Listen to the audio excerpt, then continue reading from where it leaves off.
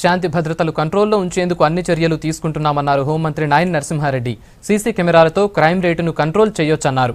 చాలా కేసులు సీసీ కెమెరాలతో ట్రేస్ అయ్యాయని చెప్పారు. హైదరాబాద్ కూకట్పల్లిలో కొత్త పోలీస్ స్టేషన్ను లాంచ్ చేశారు నాయని.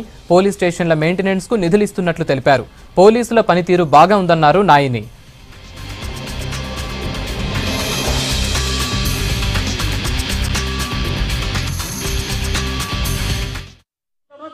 ప్రభుత్వం వచ్చి ఎక్కడ ఒక ఇన్సిడెంట్ జరగలే. మా పోలీస్ డిపార్ట్మెంట్ అధికారులు నేను అభినందిస్తున్నా. చాలా చాకచక్యంగా మంచిగా పనిచేస్తున్నారు, వాళ్ళని అభినందిస్తున్నా. హైదరాబాద్ లో మాకు 2 కళ్ళు ఉన్నాయి, ఒకటి సైబరాబాద్, ఒకటి హైదరాబాద్. ఇద్దరు కమిషనర్ చాలా మంచి వాళ్ళు దొరికారు.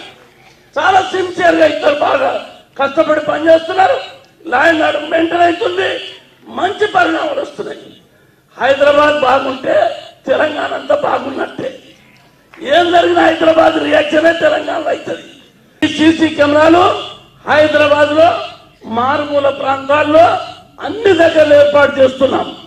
దొంగతనాలు, ఈ చైన్ స్నాచింగ్ ఇవన్నీ కూడా దొరికేదానికి అవకాశం ఉంటుంది. కాబట్టి దీన్ని మీరందరూ కూడా ప్రోత్సహించారా.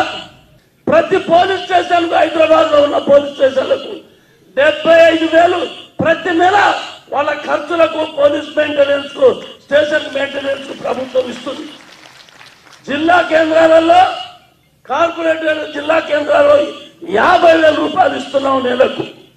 గ్రామీణ ప్రాంతం ఉన్న పోలీస్ స్టేషన్లకు 25,000 రూపాయలు ఇస్తున్నాం.